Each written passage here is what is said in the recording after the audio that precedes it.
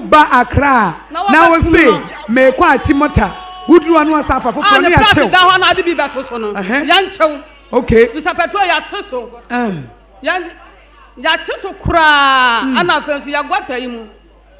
ya gwata mo gata na e wo Kantamanto ha no efie gum eme fo say omo je taso so hu aduma bi omo ya wa ho me da mi hu muna sa mu jiska muna sa ka mutsimu ba so ye o mbeji mo tax wa ha yaje na no kwa ma na nso eti da bia mutu ya say ana mutu na wo che na boso me boso me afi wan ya ye ho de me wasi ha ya wan ya na eje ye wan ya mutu ya say 50 Ghana 1 year 50 Ghana okay no ma beje still enso yira e fa nyoma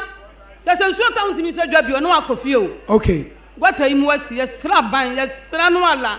ya maka nyina wonte na sopam ye sra no wo be igwata mma yan no tete so so bro ni wa wu ya mo se ya ti so yan ti so hu na se force no yan ti so yan ti so hu dia bo nyina na gina dia gina na gina unya kofa kotwa dia obeto na abeto dia wo mu na wom dia wo mu no na wom so still yes ya to so si mi hu si ati bibia so ebo no na ye to no na ye twa yes ye na ye twa no ye timi to so na abeto a person na dada me de ma no no o ka so wo to so on top okay na wa ja ho no wa just a price na to ba wie no na say e ka susuro nyoma so emunye wie ti mesra ban so won to so ma o so ba o so abete so ama ye na esu atwa ya nya bia di ahweye mma yo atiefo me ka mo se mutie Sompa 106 kwa ehunwie wa ho de etoso bie ma ha na nka me ma pamienu bia be ka me ho ba wo de wi ansa na me de mamo na me so ma be check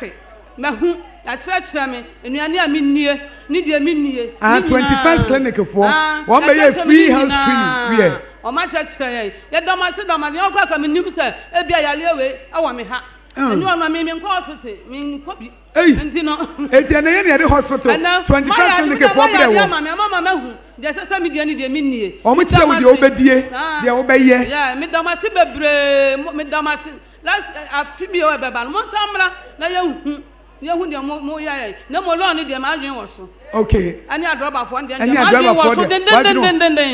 den ni nipa kum no yesra wo mo ala yesra nipa kum no dozo nipa kum no dozo fa se na ntsa se nipa kum do ba te ne akum we afa ye kum wo mo so a che wo mo so a menia ye huhu hwe obi akum ni papa ne de ne ba koto ne yesa dan kom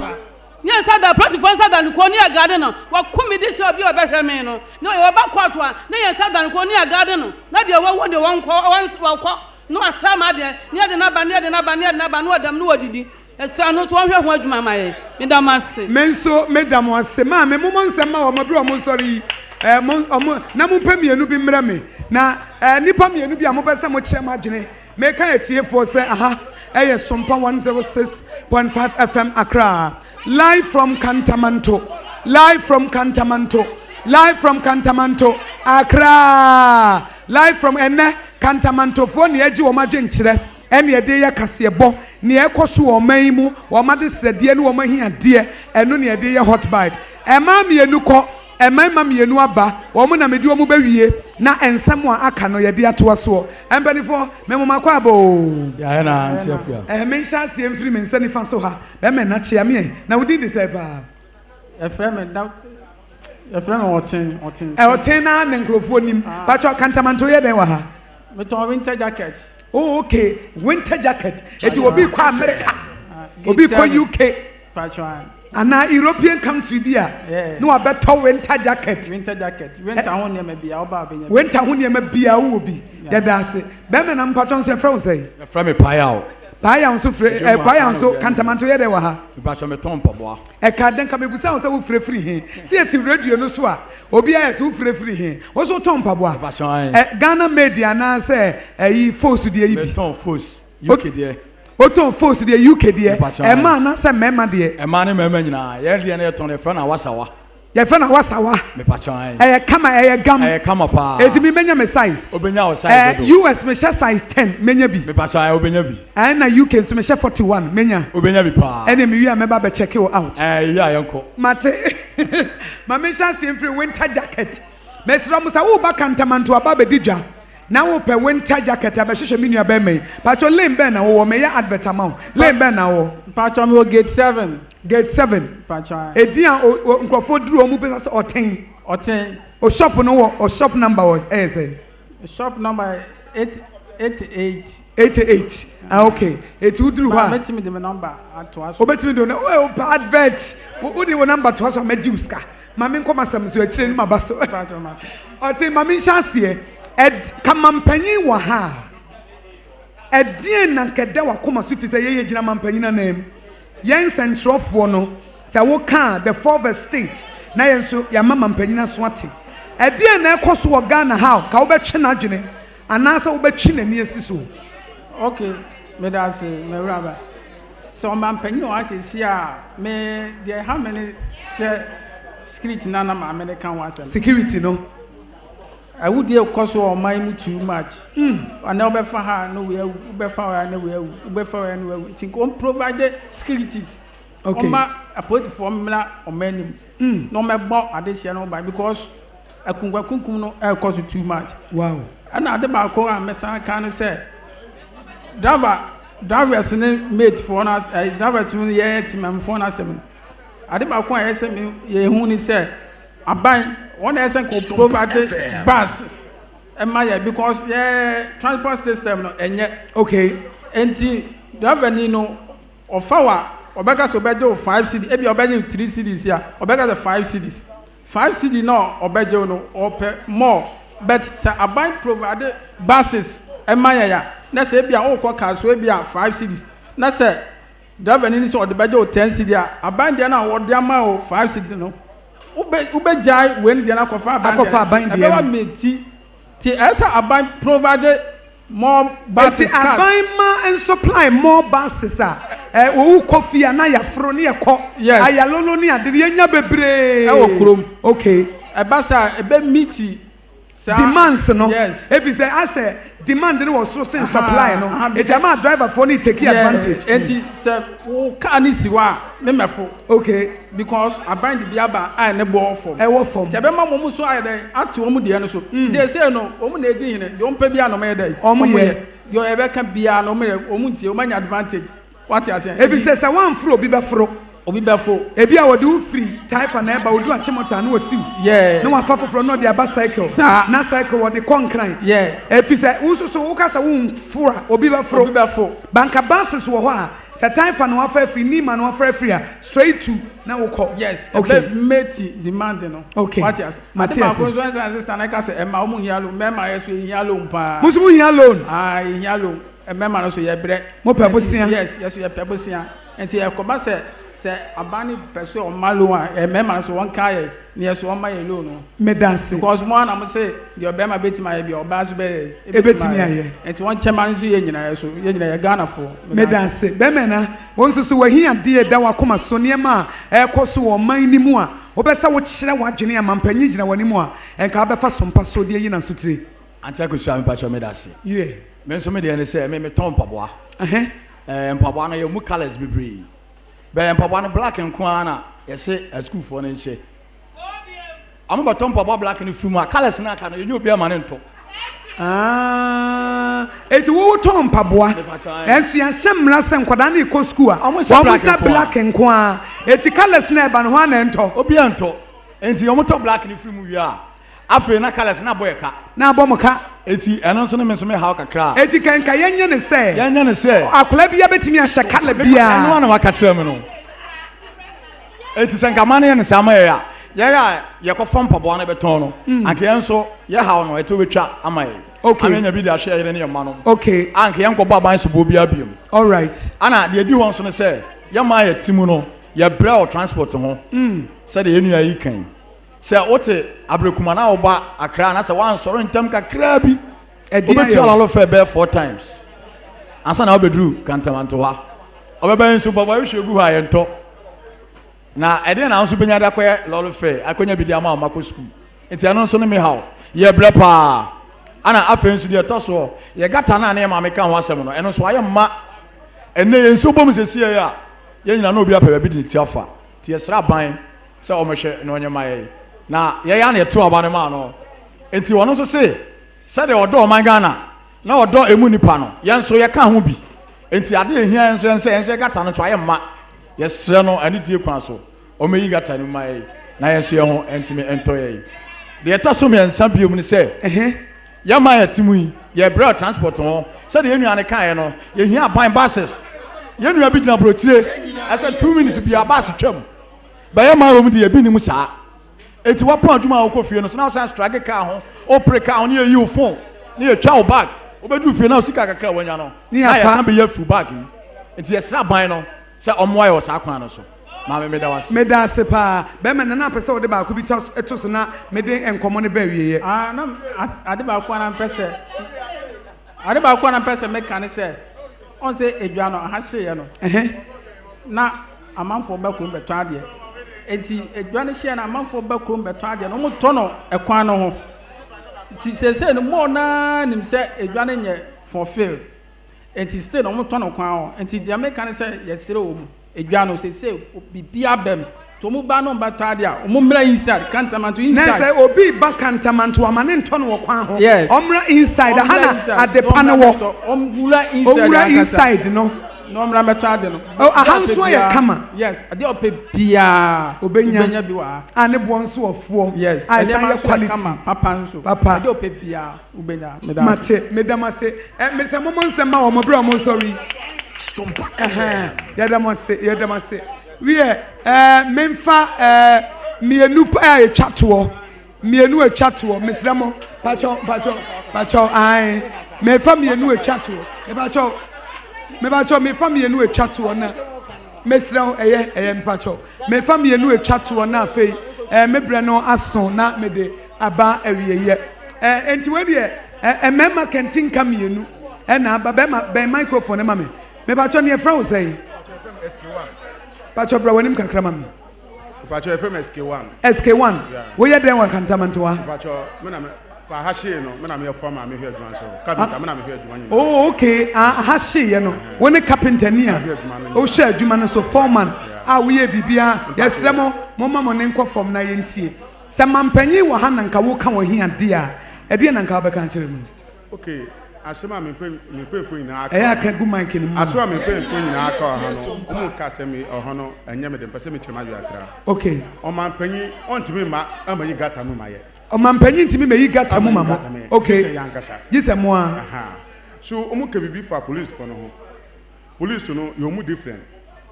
e say police for ji black papa bi ka se me say kwan ho no driver ni alodo ana police ni age anya o mu nyina aso na echi saa enye police fo nyina na tisa na echi saa yo mtiti di ho because my be pen mtiti di for mu gina kwa ho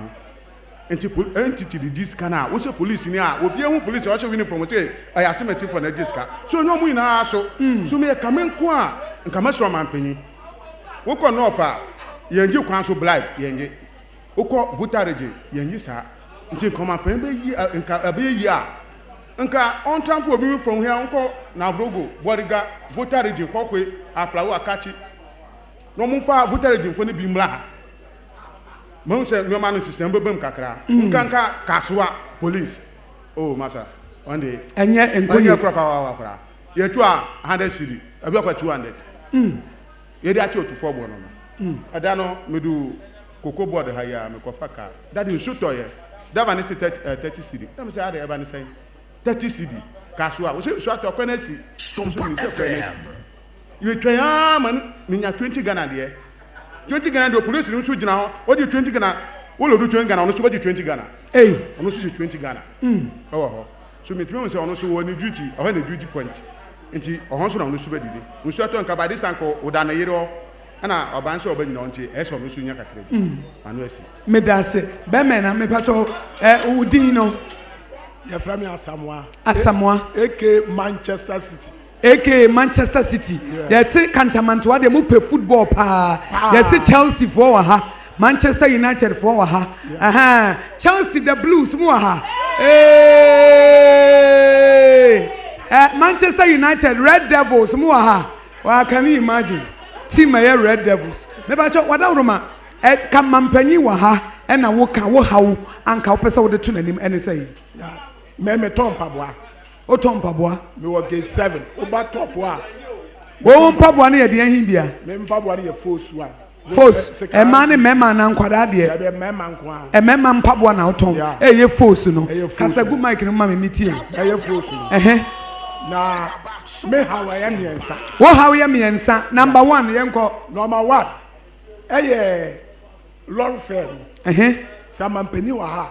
me ji sa mampeni ono na ombo hihye lord fair man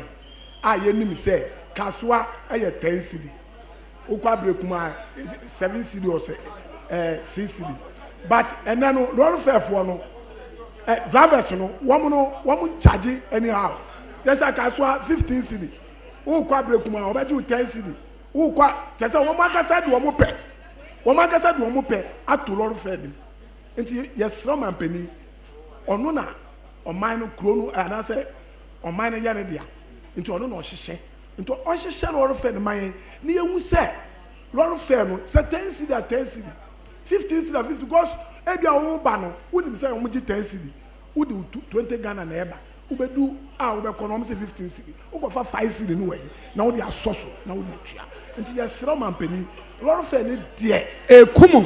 ekuye nti onhwe na onya hu bibi ma number 2 etoso mienu eye security na ewo oman ni mu oman ni mu bambo sem no mesre kasua de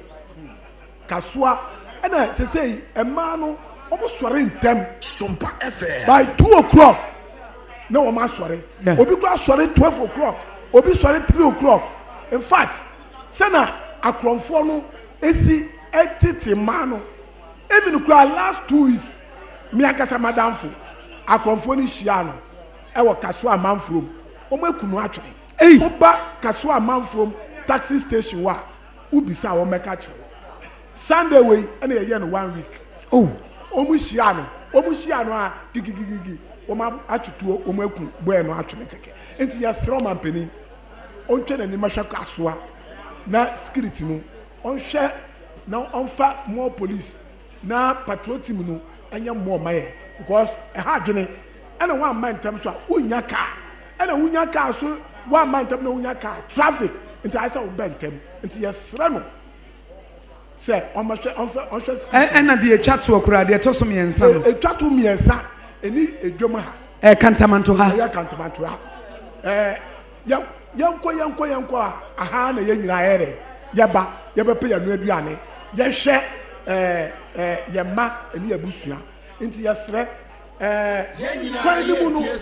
in fact obi apena no aduane mom de but wo mo kire say market say yanyina ye feel market ni mu na yesi ekogu kwa no ho a in fact eba ha adwene na say me ba market na say yento ade a me den na masamba market ni mu biem asa me so ko gina kwa ho se de be ya wo benya ade to fi se bi mu egina bonten no mo to ade enti me sra no onhwe na wo mo gina kwa no se ba bi kura na obenya na de ama wo mo na kwa no mu emu bedemu ana wo me ba market mu ba to ade a ya beda na ase yo me da ase yo me samu mo nsemu ma wo mo mpanifo mi ne medamase yeah ati for me kan wo se wutie Sompa 106.5 FM Accra hot bite kase boy di free live Kantamanto ene de esomwo Leicester Ghana Limited omde ya toothpaste ne brush abadwa so obi kan ye fekere wo sesere ma menhwe ene niam e de chair no yas whitening ebi wom total kensu ebi wom ena afen so hair band so ka ho Leicester Ghana Limited is mo asonte se se wo hwe wo sie ne manya wo sia bro wo pe toothbrush a wo de hwe wo sia wo se beda wo sie wo be se wo akokodro mu a yas toothpaste ena yas toothbrush se wo pe dodo atu a kuma se ne nkran enkran de no betimi afre 050 161 9588 050 9588 and Kumasi 050 1839038 050 1839038 make out be Sompa Kasiebo and I would see live from Kantamanto where your radio so and then watching your Facebook page in your Sompa 106.5 FM Accra and a YouTube Sompa FM live Onga Mama's Helping Hand and no necessary would dear Diane so wo yen contemporary stew now nya Onga classic na wo de wono dia na bibia gina baby agina e na wo ye live soup bi nso na se wunya onga chicken na eno nso akokon kwan papa bi na ama wo nkwan mu aye de se wo ye jollof na no wunya onga stew na wo de wo stew no nso a na koyie say fofra ye dia ba onga 3 mix ginger garlic any onion any ye dia fra wo ye wa chi a ye onga restaurant bi anani e aduane ye de no ye onga mama nsan no boafo time heba mixture duro no se wonu mu bi pe na chese malaria duro no wo betu ase wonu mu ato na aduane nya wo de anasa wo ye obi a honam ta ye wo ya na wanom time heba mixture duro no se wonom time heba mixture duro na chese ampa wa ye wo hu yie pa na time HH mixture and capsules no die sa wo jonso na wo bre wo immune system ayemre wo pe general well being wo be se wo ni pedua every wo ti be se wo na se na gina na so pabne so a na TIME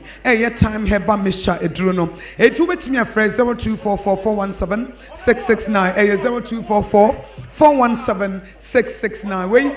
time heba mixture eduro prekope na say die just hot kenke medase Kantamanto for yadama sesema je Sompa 106.5 FM atumu na just hot kenke seme mo aso to say die enya afa na wo kɔ ejom akwakoto eburo na waba bete penten kwade akonikanika akoyam na afa waba bebobo na wotwa ho sente say obi apɛ soft life na soft life no ene say just hot kenke the kenke ma 3 Ghana cedis pe 3 Ghana cedis pe na wafa na waye wo hyeto ene nkruma na wakɔ akoton na wo de age 5 cedis 6 cedis 7 cedis 8 cedis ene 10 cedis ekura na ye banso a hot wo ye yie party bi kosoa eno nso just hot kenke Just Bakery what dome commercial bank echi wo mo na dia ba etu betimi afre wo mo 025 6068832 025 6068832 just hot kenke hot eno echi sompa chede ye mama so atse bronyan ye becha de bebre na nipa ba ko ne nsentimi nkata nyame ani ena dua kroso ntimi nye kwaye eti eto nsa Africa Kantamantofo Ghana fo nyina sa momfa montoma beboye dia no na ye ncha de na ade a ye ba beche ni nyina ne se mobrofo ene awusia munim se ene ye ba Kantamanto dwom ha no ye ma bronya bantam ema kunafo ye che montoma na enye anu ne de atwato ye beye bebre e de aka ho etime kamfo de ama wo se wode wontoma beboye dia no a awusia ne mobrofo ye betimi ayo momoa medimafo heba center Dr. Tamoda so se yare bia ebubu de hye atofom se ye mubuo yare e frani stroke ne sisi yare ana wukoto diabetes prostate issues hypertension kidney failure infertility in men and women emane mema mo pa wo yare aye krankro typhoid malaria Bomodian se medimafo heba center Dr. Tamoda so wodi woni be kire ho poko ase mayira poko ase mayira na se medimafo heba center no na wo kumase agogo ene e frɛ ne se brankran na fa ayaresa papa bra Dr. Tamoda so the time obeto yare no so na wo to ne se banche eti no no so wo be frɛ no 0244 774282 0244 774282 na wo dem ene 0500727215 0500727215 na de chatwo RSYD Novici Studios sa wo pe baby a photo shooter fa me kan for RSYD Novici Studio de amaw we ye filmmaker we ye photographer we ye creative director na wo pe baby e de wudwuma de ahya nso ya ye setup kama special effects ye de be adwuma RSYD Novici Studios Malam Abanse ne wo ye first Kokroko Street hono a na when your creative environment now creativity no na appear enti sambre die RSYD Novici Studios so betimi aye bookings no e wo 057 471 5778 057 471 5778 ebiem 057 471 5778 enti RSYD Novici Studios where your vision becomes a reality. Make us some podcast yebono wasuguso wutie free Sompa 106.5 FM Accra live from Kantamanto Market. Yebeto asome ye de dia kanyina abremu.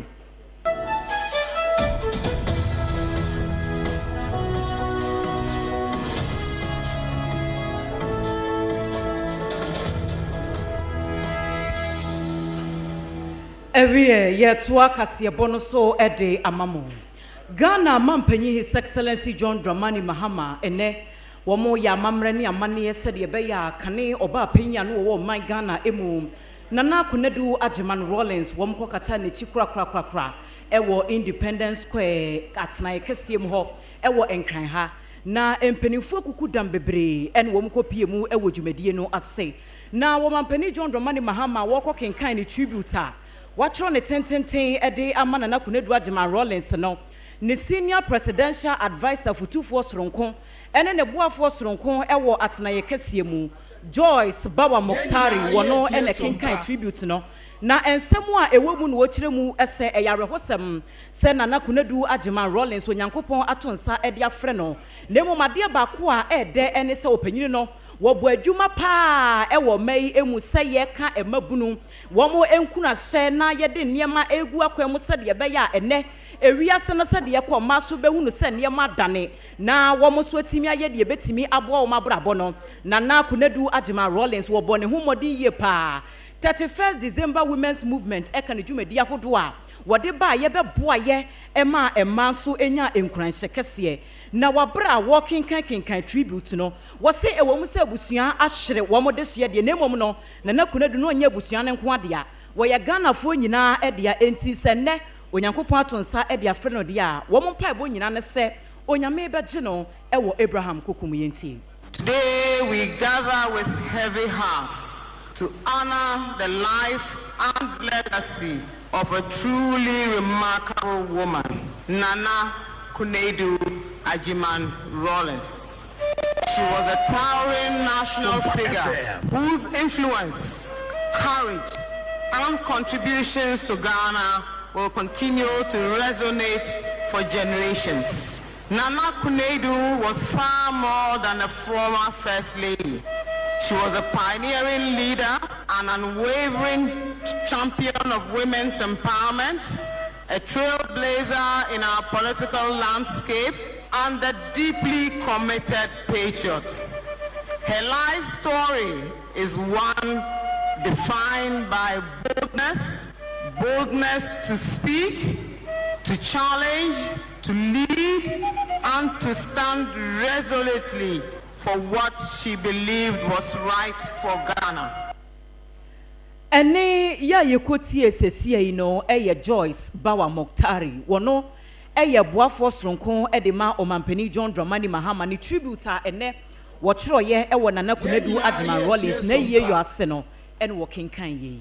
Ebra Ghana mampani ni edene de ko wie ya ne boafo soronko ekenkan wie ye no na bedi ye chire Nana Ajiman wono so ekasa ye opoku Ajiman asem ena meken na nesem wono so kutire ye egu nkranta bisu a wonom ekenkan ye ena wo chire mu se wo hwemu a ebra na omayi ye former first lady na obo adwuma gidigidi pa no ade ba ku bi a woye ya eboa ye pa ebesi nne egusu a eboa eye girl child education se ubeka ya na breso ekura no mo twa anum bi send your girl child to school na kane na wonum ye se oba de awudie no munkase mami ede na ni suade hunu wode ba ye ene boa ye menne emofra wonum eye ma ye hyase ade wonum ekọ school enei ebri na wonum edidi bia bebre na wonum ekasam no na pani echiremu a wase said ya Nana Kunedu Ajiman Rollins wetimi live good legacy na chese suban power dynasty ewo meyem no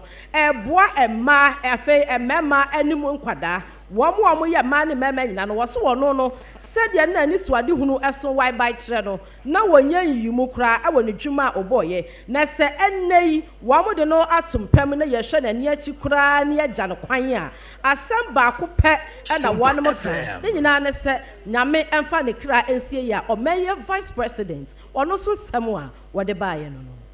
na ye twa kase bonus so me kan we sell Leicester Ghana Limited omde yan street paste in a brush abadwa so hot bite kase bona wuti efi Sompa 106.5 FM Accra ye di fi Kantamanto live ye di brewo na omampanyini abedi akire e kasa ye nyina wie ye no efa Nana Kunedu Ajiman Rollins ho nsansam no ena omampanyi dada Nana Adodankwa Ekufuado ɔno nso kyerɛ n'adwene de fa ho na de nhyɛ ne sɛ na nakɔ to adwuma Rollins yɛ ɔbaa bi a wɔgyina nana so pabene so na de yɛfɛ no women's empowerment no wɔde si na bɛtri so ɛyɛ ɛho adwuma ɛma yɛhyɛ wɔn afunu mu ma ne yɛbɛhyɛ wɔn den na nam so ma Ghana bakɔsɛm mu no ɔbaa bi ne hɔ a wɔtumi hyɛ aseɛ wɔ saa kokoduro kwan no so eti bra nana adedanko akufo his excellency wɔkasa na wɔkyɛm sɛ maami no wɔ akokoduro pa na wɔhyɛ June 4 uprising and 31st December revolution ebra na nsesan bana abantugu abano a emu hɔ no a ɛna maami sɔre gya na naso tibie so wɔn deɛ ɛma mpumtuo ɛma bɛkɔ nkan ɛma de wɔn hyɛ brɛ bɛhyɛ wɔn nsɛm no ɛno na ɔbɛyɛ ho adwuma ampa wɔamfa ani agorɔ 31st December women's movement na chi a ɔteyɛ no wɔtete sukuu sahodoɔ ɛde boa nkwadaa ne akyerɛkyerɛfoɔ ɛne mpanifoɔ eti ɛnɛ wɔfiri mu na sɛ yɛ kae no a wɔgyere sɛ yɛwura mfi ne da efisɛ nea wayɛ no ɛyɛ abakɔsɛm kɛse a enkyirima ɛnyinaa bɛtumi ɛde ho adanseɛ wɔwie no wɔbɔ mpayɛ ɛde ɛma no yɛn nyinaa yɛnim sɛ maami frɛ wɔfiri mu yi wɔgya ne mma Zaneto Yansantoa Amina ɛna Kimati wɔn nyinaa wɔgye wɔn wɔ hɔ ɛne abusua wɔn ban ɛtrɛ ne no ɛna wɔkyɛ mu biem sɛ nea esie no ɛya nanso na brabɔ bɛbɔ ne abrabɔ papa a enkyirima bɛtumi afa saa kwantempɔ no so na wɔn nso ɛde abɔ wɔn bra ye free saa ensɛm ne mu na yɛahyɛ amane foforɔ donkuma yɛ wɔ mai emrase bedwam ɛsɛ wɔ mu hia ɛkyɛw pakɛseɛ de mu oduro ɛde afiri mrase bedwam akyeamehene Alban Bagben nkyɛn ɛna afei dom dodoɔ no ba no dani owura Mahama Ayarega na saa kyɛw pa no a wɔn sɛ wɔn hyehyɛ no asɛm no nyinaa ɛne sɛ nansɛm mu ntamu enhyiamudie kɛseɛ bi ɛyɛ abibire mu atɔyɛ amaman ahodoɔ wɔn bɛdwa kɛseɛ yɛ yɛfrɛ no ECOWAS Parliament no enhyiamu kɛseɛ bi ɛkɔ so ɛwɔ atenaeɛ hɔnom na oba ɔman Ghana mu a wɔn wɔ anamusifoɔ wɔ mmarahyɛ badwafie hɔnom a eduru saa enhyiamudie kɛseɛ na wɔbia ɛde ne deɛ na anamusifoɔ kɔ na wɔn akɔtoato adwene ɛdidi nkɔmɔ ahyɛ nneɛma ahodoɔ a ɛbɛboa sɛ mmarahyɛ ɛho asɛm ne yɛka yi na ɔman Ghana nano deɛ yi a wɔn kɔɔ yɛ yi na wɔn kyerɛ mu sɛ Alexander Fenyomakin ya wɔno ɛyɛ dom kuma no ba no dani na ɛho hia sɛ wɔbɛkɔ nhyiamudie ne bi list a wɔn yɛ na ne din nim ɛyɛ wɔn apa sɛ wɔn kɔduru nhyiamudie no ase no na Alexander Fenyomakin akɔtwerɛ ne din akɔ meeting ne bi wɔ bra emrase bedwafoɔ no wɔn ma ne kwan enti wɔn refer ne sɛ dabi efie hɔ no mara na wɔn de yɛ adwuma enti ɛsɛ privileges committee no wɔn ho no wɔ hɔ na wɔkɔ gyina wɔn anim na ensɛm ahodoɔ bi a ɛsɛ sɛ wɔyi ano no wɔyi ano sanse ɛyɛ nimguaseɛ paadeɛ ɛna ɔpanyin no wayɛ ɛno na nnɛ domkuma na friends ntwerɛfoɔ nhyia mu ɛwɔ ho na domkuma no wɔn ba no dani abɛdi akyire Patricia Apiejei wɔno ne kasa yɛ no wɔ se enimenimu ya wei no enfomso bɛn ne wom ɛna Fenyomakin enye se ne tumi so kɛkɛ ɛna wɔde kɔɔyɛ enti sa asomdue bɛba mmarahyɛ badwafie hɔ de a ɛsɛ speaker ɛne dom dodoɔ no wɔn tena se no wɔn ma nneɛma mu da hɔ sɛ ade a yɛyɛ nie ɔpanyin no so de brɛ na wɔn gye free ne nsɛm no ɛsɛ sɛ wɔn hyɛ wɔn san ɛde ma no wɔde nsɛm kakra ɛtu dwa. We in the minority, we are here and we demand the following. One, the immediate withdrawal of the Privileges Committee's petition. It is gross abuse of process and an affront to justice. A public apology from the Speaker and majority leader, to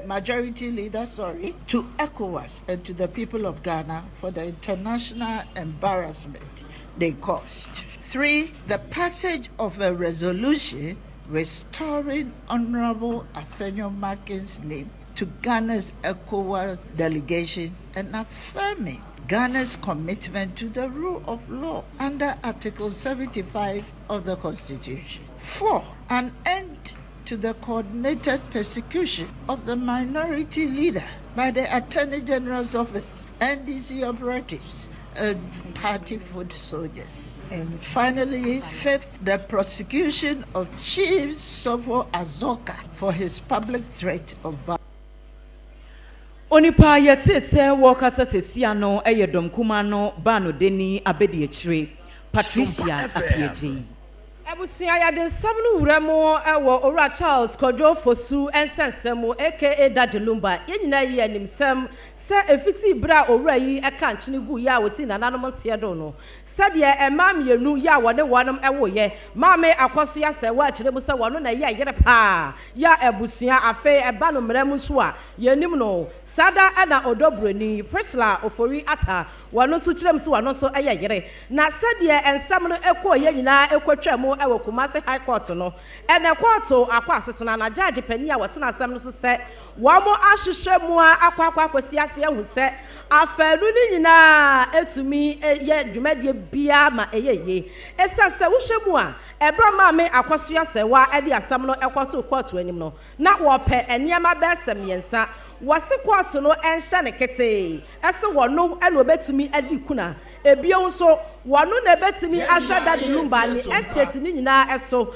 ese eyere ya wawu eja no na bio nso wono na betumi perform widowhood rights ni nyana chese se osie ekunu pa se de ni kunu afiri mu wono ko a na court say wadam ahwehwe mu ehu se ebra asam no eba ya maame akwaso ya sewa ade beda court no wanshada amfa original certificate bi eno no efa odobroni die ho ene Daddy Lumba die ho eba yenti wanu mu mienu nyina so tena se a wo mhwehwe mu no na kyerese wetimi diku na yeye wetimi share state ni so yeye wetimi perform widowhood rights no a yeye na court eka ni nsem nyina ewieye no odobroni ne lawyer ekasa. Of course, he has been devastated since the loss of a husband, having two underage, in fact 6 underage children to bring up alone. It's devastating, but it would have been much worse distressful if the court had ruled otherwise, that she cannot even be recognized as the surviving spouse.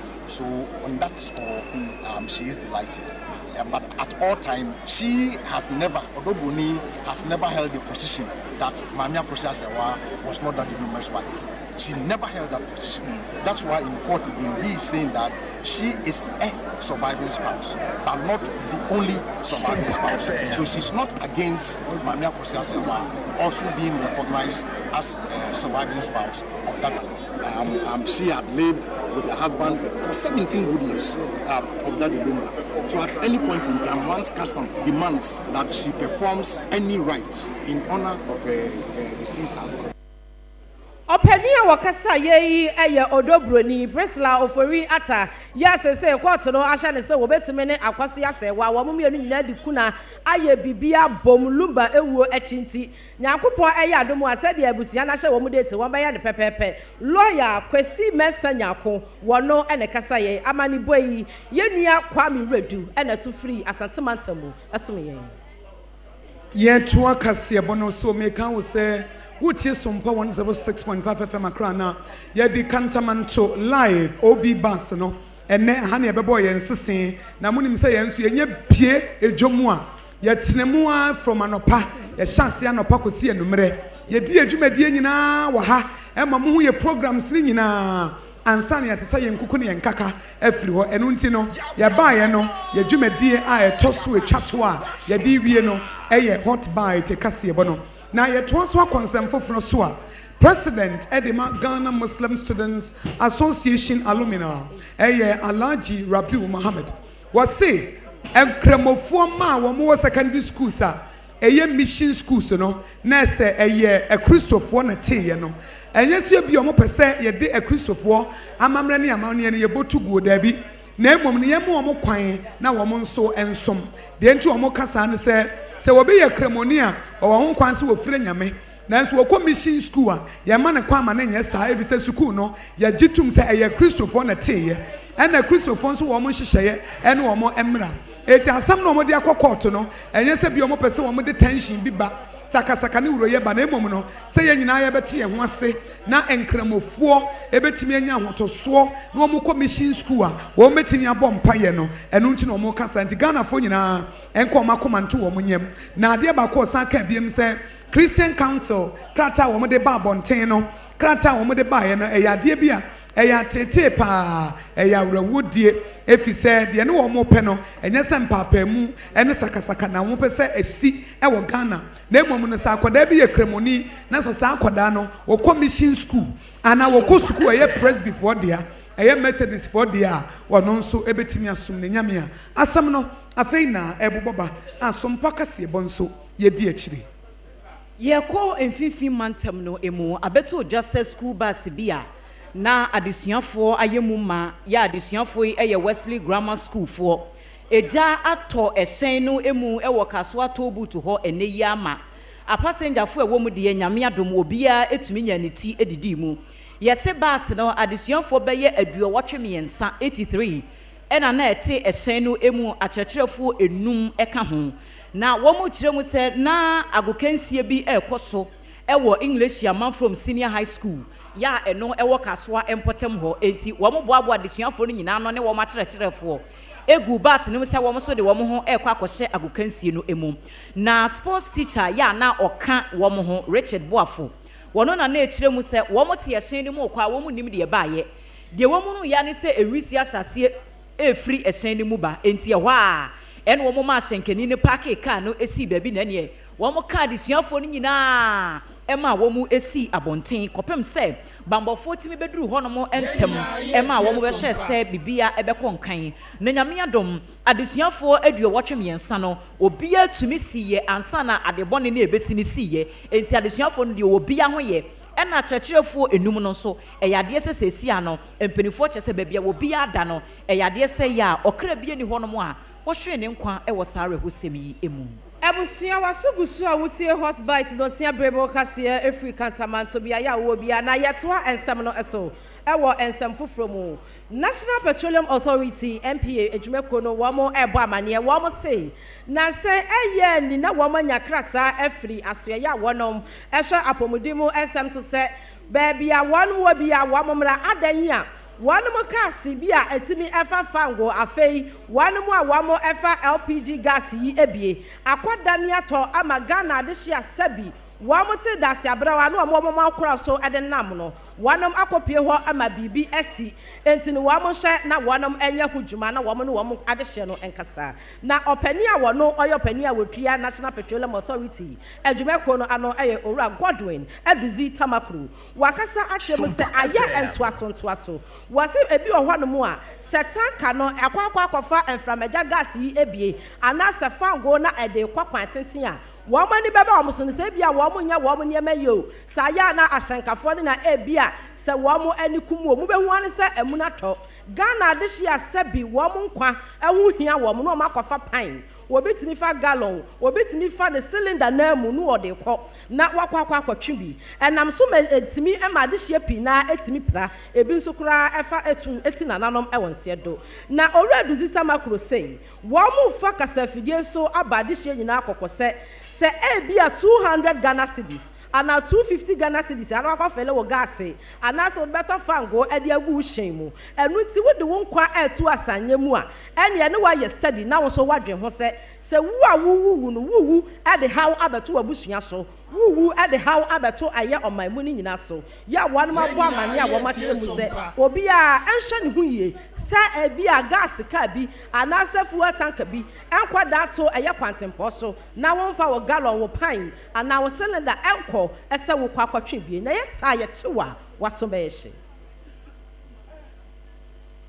yɛtoa ensɛm no ɛso ɛde amamo na yɛmfa yɛni enkyeremu ɛwɔ amanone kakra na South Africa man mu ɛna yɛde yɛni akɔakɔpie mu yi na South Africa kane mampani Jacob Zuma ne baba ɛde ato dwa sɛ ɛnyɛ nokorɛ da sɛ wɔno aboaboa enipadɔm bi ano aka wɔn ho sɛ wɔn ɛmfo wɔn nkɔhyɛ Russia ne Ukraine foɔ wɔn ntɔkwa yi a ɛkɔ so yi emu na wɔn ɛkyerɛ mu sɛ yɛde soboɔ ɛbɔ South Africa ex-president no ne baba no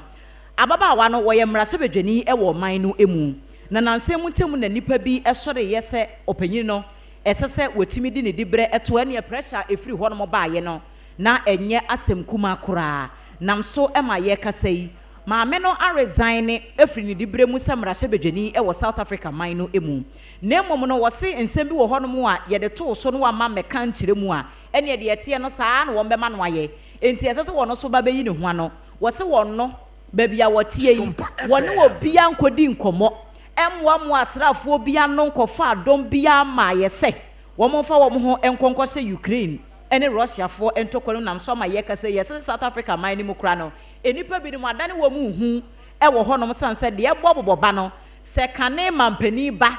etimi boaboa adɔma no sɛ wɔn nkɔyɛ ntɔkwa de a na kyerɛ sɛ wɔn ankasa ɔman na wɔn ti mu no wɔn bambɔ ho nsɛm no etosini na mmom no wɔsɛ ɔde awerɛhyɛmu nsɛm ɛkɔ ɛde ama ɔmanfoɔ nyinaa sɛ wɔn bɛhyɛ abɔ South Africa man no ho ban sɛ ntɔkwa ne adeɛ biara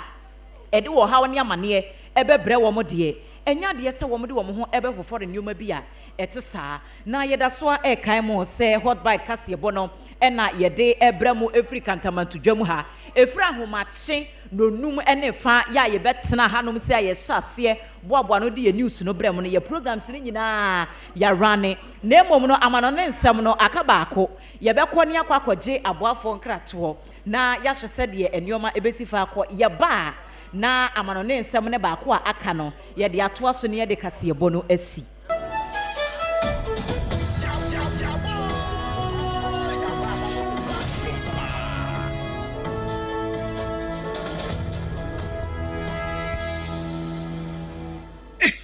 Hey, middle. Edrano pa wutimi to boase. Echichi wusi o. Do. Na so ni se medie. Me the Yas toothpaste and the brush and the twitwi mesima me nya homka. Senti na ye bokoi na me die me all time favorite Yas herbal toothpaste and the brush aboa me ama sesei menum so a enwunu anasa de ehia me semfimfem me biem na won hwese me se aye fita sesrechi ahoma na eti brightens Yas whitening toothpaste and the brush and me di hwimese enti na wo se efei na Yas total care gel toothpaste and the brush ne die ebo wo se ho ban demu ne nyina ema wonum ye sham. Oh yes, Enukratrodo, Yas Herbal, Yas Whitening, and the Yas Total Care Gel Toothpaste, and then the brush, Ebusian Chamfa. Sawo Pedudu 2 Ewon Kran ha. For Leicester Ghana Limited, and was 050-161-9588. Leicester Ghana Limited and the Yas toothpaste mo ahodo and the brush abadwa so abeboy midimafo pokwase maira akra midimafo pokwase maira akra midimafo heba clinic aba akra ani wontie passengers egumi kai mu na dodo na ekro ene sa akra ne botem yedemu ani yedemu ampa de se de edutwam Atlantic International University America memu abo Dr. Dujamfi babaso honorary degree as a professor in biology in herbal medicine it is said here ayaresa no ayam more oh missy minim wife ye kopa wo wan ye 1 cedi nyinse ne beto mu ansa na ye tues ka no nso mi connection na enhyeda nkoyie na esakakra ti say wa pagye mu amahode bam connection ne mu de we wa wo de ba de kro wa ba do kro wo de ba do kro ye ka stroke nso de wo fa no small chese agidi wa wuo ne de asie no yare bia etatia e wo Dr. Tamda so endi so diabetes hepatitis B prostate hypertension malaria yare bia kuma say owo agogo opposite government school no na nkra so obepiem e wo pokuase mayira kwan no so frɛ doctor 0244774282 and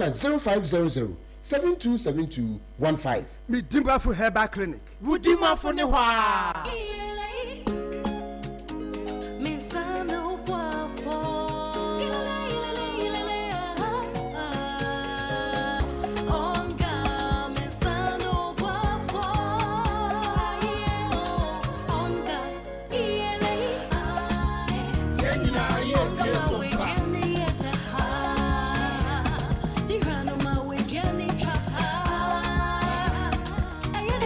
Da obiari hia emwasronku bia ebemani niane opepa aye de change onga mama sano boafo FDA agi edwadie yinkrato yaso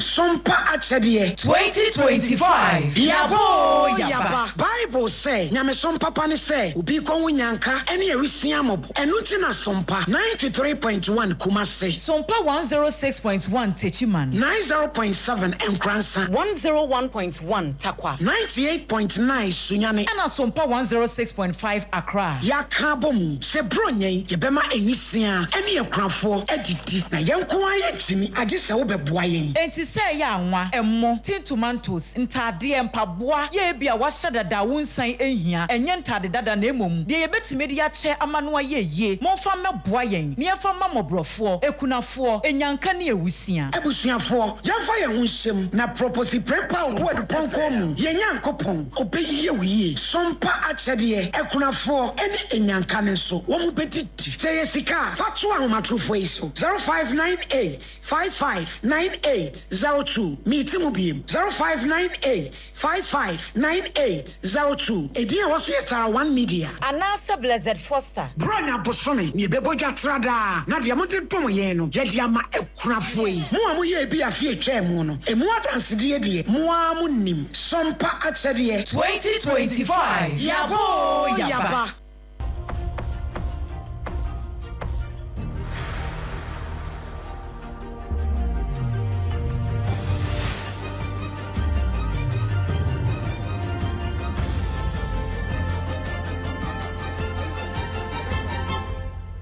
TV Emma Akitiapa. Ye kan wo se wutie Sompa 106.5 FM Accra ye de fi Kantamanto market live and ye de esumo Sompa OB bars aye market activation na visibility yes ye de ye ho kire na anu ye kopie dome ye ko kanashi ene de Kantamanto ene ye ba yenso ye ba ne pabne so ye tenemu from anopa ana ye chance anopa be sie numere eti ya tenemu an ye ne mo konakra na ye de akase ye bone mamu wi a na afa Kantamanto na afa ye jama kwan na ye ne mo awie nti ye wie kase ye bone a na ye wie ye ne mo awie kura na director the National Disaster Management Organization NADMO ewo Brim Central Newton Fiagbenu what the atudwa say illegal mining na nsa galamse dwumadie no sense bebre na ohaw ne abinidi ebeba no se yanhwe ne yansia no kwan a o my Ghana ebe hadwene eti sa bredi ye nhwehwemu esafata na yentumfiro ne yensanse no yemma ho ban na nane mfofon not bonus so dwumadie ne se yehwe abonipa ho ban na to eche ne niam nkitikiti bia ebe hani pasitran ye be ready ye be ye free ti eni amisi eyento ato akakra na enya partners NGOs bi our maba say kombe boy na ya reclamation ya de etinyame ncha the last month na ye launches our program no ejadem ye the tree crop for so abem so de be ya ye nuano mo areas na mo interest na kodi mine no ma emwa no ye be opportunity business bi de de amom so de be ya be dua nuano omo de ombe hye dua business so de be ya ebe wie na be timi bi mpuntuo ni municipal na economic aspect na ebetimi agro bia afro wie eni ayeti ye opanyini kese a wono ena hye NADMO so Newton Fiagbenu ena odi afutuo ni akwankyere yi emaye wo galamse nsemo ye toso awo akemoda na wo mumra hye bedwani ena ekasai onanyafo Alexander Akwasi Akwa wakasa chiremu se ebra na omampani dada na nado dakwa ekufu ado ene MPP amanyoko nu wo mu bu omanyi wo mu chiremu se na galamse no na enye not kurasa na hye da nyensem enso ekamia ye se omampani a wo so sesei wo sanso ba ye ene NDC amanyoko no ebefa ba nwa ne tena so no ade na jensam kura wase upiemu awo akemoda sesei a wo mu ahyase katakata emena aye galamse fuyi wo mu ejade ato hoso ni nyina ene se wo mo boa amagaram se ni yatimi atuase enso adehye ni bi wa kemoda wo mo de wo mo so omamene bo anu musu agusu se wo mo so mo mabaga kora ebra wo mo akwafa mfidi akese a wo mo ade ya reclamation no na emrante kwa ni bi esi kwan se yempene esan se gold na da so hyefom enti wono bekoso adi wakasa kire mu se nansem ho kora na wonom ebefiri adwaso kora no MPP amanyoko ni gigi bi mu license firi wonom semu a na chese garamse no wo mo ye ne na enye enso no NDC fo ba ye yi wo ma hyase de ama wonom a wo mo akase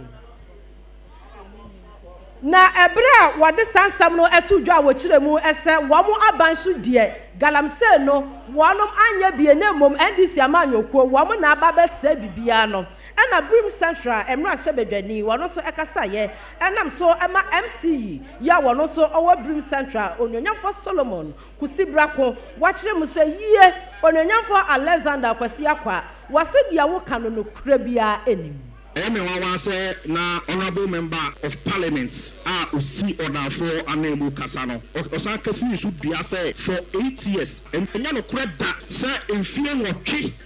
MPP no mo waba enso so ya ewo MPP aban mu a etwa mu no ene ne say ene empanifo a omampani bi ne tumi ahye wo monsa no omutu anamo efa galamsey esane ho na ninsema o kano o say e ka say MC task force ekoche excavators omokoche 6 enipa 6 a no mo ye galamsey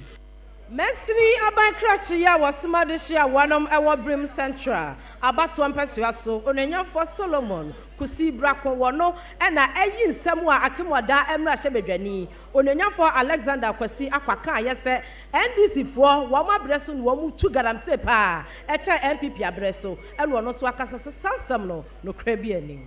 Kantamanto Accra ene de Sompa kasebo efri ho eba ye fe ne hot bite Leicester Ghana Limited om de Yan Street Pace ene ne brush abedwa so edi ebo ye chidom na amanebo aba beto ye pono so kire se asante ebu akwa circuit court akwa setena ewa achima wa bia South Municipality Kropom ewa Ashanti Region na Asante Mantem na abema bia oye interior decorator wonye mfie aduonu baako ena abayu amabon se afe na no fodede a wonye mfie dunum wa fefi akodai ewa atwema koforidua na Richard Ejei Bonsu yede ko gina court no wa anye mfomso no antum na so bo court de abone se wo chi akoda ne hye ne dem ene wo bon no togwe ha akoda ne dae sahama de chi wo wie ne ogya akoda no akoda ne ko ya na okobọ na wofo amane eti police chief inspector Evans ayimbisa ebra wo kopie court no obo amane se Rosemond Ejiri ono ene besma kopoku kofo wo mo na de asemi ebaaye na asema mo de betu dwa ne se akodai wo mo asuma no na akodai wo mo suma no yi se wo nkodi dwuma bi na akoda ne ba no ena abrantie bi efa ne kwadwo a sabre wadwane o chie ne de ne ko hye dem no ne dae ena osan ko bo sa abrantie ya mane se mene no ada entu nso betimi anya no eti akoda wonye mfie dunum no ko chie ne de ne ko hye dem wone ne dae ma de chie eti akoda ne nya ne tisi didi mu no ena okobo ne wofa na mane se wonam kwanso ba fie no ena abrantie ya wonye mfie duonu ba koyi echi no ko hye dem ena mpanifo aba mane se court ne se ya sa asem na se na so bo mo de abon ne se wa fo bi ba sie asan afefe ne de friend no defilement no ye de kasia bono eko awieye na abeto just say enipa be yo ha aduonu wotwe 128 ena wo nyina ahwere wo nkwa yayaya ewo eje bi a etoye ewo China man no emu Hong Kong ye kirem se na ya brosan bi a eto aso tenten enipa nwotwe ena ya kire wo mo ewo sare hosemim sanse yesusu se eja no a etoye no na wo mo ehye kire bi na se ye kasa die wo bia enhye da nim ade kora eba ye nemom ye se abrosan no wo mo tonton niam ahododo no a ewo mu a eja to mu a anche ho ena dodo no a ehye enipa aduoson enkron en wo mu epuraye ema wo mo so esese ye de wo mu kopie mu wa yaresa bia nyina no ye de wo mu koye na odum jadwumaku a ewo Hong Kong man ni mu eboaboa wo mo niam ahodo ano ene akade a ye kirem se ye de kopie mu ho na nya asem kuma nam so ema wo mu timi hye ebre ogya no asenti ye kasa de egya no wo madum no nemom enipa 128 na awu no emu 89 ena wo mo de yahye a yehunu amu no nemom yense da hunu nipa ban ne abusua a eye wo mu amu ena emu edunsia 16 wo mo de wo maka building ni mu a yehunu wo mo enti ye kasa yi odom jadwumaku a ewo Hong Kong ewo China man ni mu no wo mo da so ade hyehyɛ egu akwam sɛ de be ya wo mo a aka no ye betimi ayi wo mo nyina apie na asomdwe atimi aba ewe aha ena ebre ene adagye ebema kwan ensem agodo a ye de bre mo sɛ hot bite kasebo ewo Sompa 106.5 FM Accra na ene ye de news ni ye programs ni nyina bre mo live every Kantamanto edwam no aha ena ye de ni nyina esi nyumaku bebre ene so yasene ya ye de ebaye na nyumaku ebo ye chidom bi ye Leicester Ghana Limited wo mo de Yan Street Pace ene ne brush ana abadwa so wo de chichi osia wo anya osia bro so wo kodwa so a bo mo de yan se wo pa aposin papa wo pa ne toothbrush aka ho a ye Leicester Ghana Limited Yan Street Pace ene ne brush onga a promasido e de abadwa so mama nsa no boafo wo de aduane a ema aduane ye de medima for herbal center Dr. Tamoda so wɔsɛ brane mfa time nto yare no so na yɛntu ne sɛ banche Just hot kenke dokono papa bi 3 Ghana cedis pe ene de ma wo time herbal mixture eduro ne tu malaria se wo honam ya wo ya anansa wo ye obi a watum mu ato a ebeboa wo RSYD Novici studio nso wo betimi aba be ye photo shoot wo ho na ye de kase boy free Sompa 106.5 FM Accra free Kantamanto live edebe sommo no esanso fa your headquarters wo kuma se Sompa 93.1 FM Ayiko 100.9 Adam for Radio or Paris in France Tapa Sompa 101.1 Techiman Sompa 106.1 Sunyana Sompa 98.9 and Kwanza Sompa 90.7 and Nadoma Sompa 101.3 Mankasim Kingdom 106.1 FM Decoder so baby a radio one Sompa FM your Facebook page Sompa 106.5 FM Accra well like page and share and Sompa FM live on so YouTube your website www.sompaonline.com Kanesh Urban Radio woman so efa kase boy na ensemo ye de esumo ene enumre na poso no ebini ECOWAS eho enhyiamudie ye ekoso man sensem ahodo bebre no afiri mu eba ye no donkuma ye wo mai emrase bedwafie wo mo se wo mu hia echewpa e de afiri achiamehene ene domdodo ne ho Charles Kojo Fosu aka Daddy Lumba ne yire mame akoso ya se wa kopie mo e wo Kumase High Court no ene court kwa asetena no o se odobroni ene mame akoso ya se wa wo mu nyina dikuna eyeyi Nana Konadu Ajiman Rollins oba panyin na wodi kan a wanya ne ba bi kro emre bi e kyemo na ne kata na chia Oman panyin dada His Excellency Nana do Danko Akufo-Addo akasa we na yi ase akyem se maami eba emampum tuo ene ye nkankwa na oginamu ne pabne so Wesley Grammar School no wo mo bus bi eko agokansie ewo kaso atobu tene ne mpotemu nam so ema eja etomu nemum adesuafo aduowotwe miensa ne de enya de sebone bia eto obi MPA ajimekuo no so abamani akire mu se Ghana de hye se mu sefu atanka bi enya kwanhia ewo kwanhwa cylinder se ene pan ene gallon so amode kono munyai Ghana Muslim Students Association since some of the atudwa efa enkramofo mo kwa Christopher school no enyina ne se wo mo yenkramofo de na enso wo mo ba ye mo kwan na wo mo esom no wo mo nya hu adwuma Sarah enso ena ye de wo ko amanone ensemu ewo kasebo ne mu a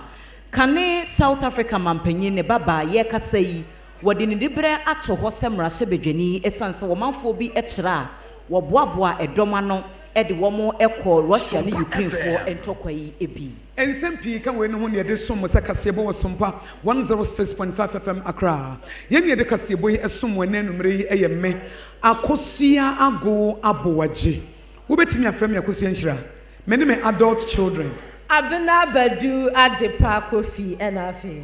Ajua asare yadamu nyina ase amamumu enitie na yesori akoyi madam we de beto ama wo ye ba ye Kantamanto fo ye da wo mose wie Kantamanto market ye da mose ene ye ba ye mo amotomade wo ha ye betu mu to ase akonya ene ye bebo ye nsisin wo ha mo ne ye tena wo dom ne faso ye ni aso security men am wo Kantamanto market ye da mose mo hwe akire ma ye ba ha ya wo da numre mu bie mo pro ma ye ya tena ha besi efia da numre ye da mose Kantamanto committee chairman honorable woni wodom obedi akire ni mpanifo monso yedamu nyina anse regional police command monso yedamu ase efse police for yeto nsa frɛ mo no maba begina mo nanso ahomachi no num aboye ho ban enenka mu ni ha enka wo mo anu wo mani so ayehyehyehye no enka wo mo tam ye microphone no kura to twene enka mu ni ha enka wo mo anu wo mani so anwan kakra no enka bonse camera wa tamasoa no wode kɔ mu nti omo ba na mehu se asoba akopa achi efso ontimi sade no afa nani so eti yeda womo ase regional police command deputy police commander yeda mo ase ba ye Sompa moje ye feso ye ni aso alabaster eye prophet Dr. Kofi Odro se ne Sompa 106.5 FM Accra se moti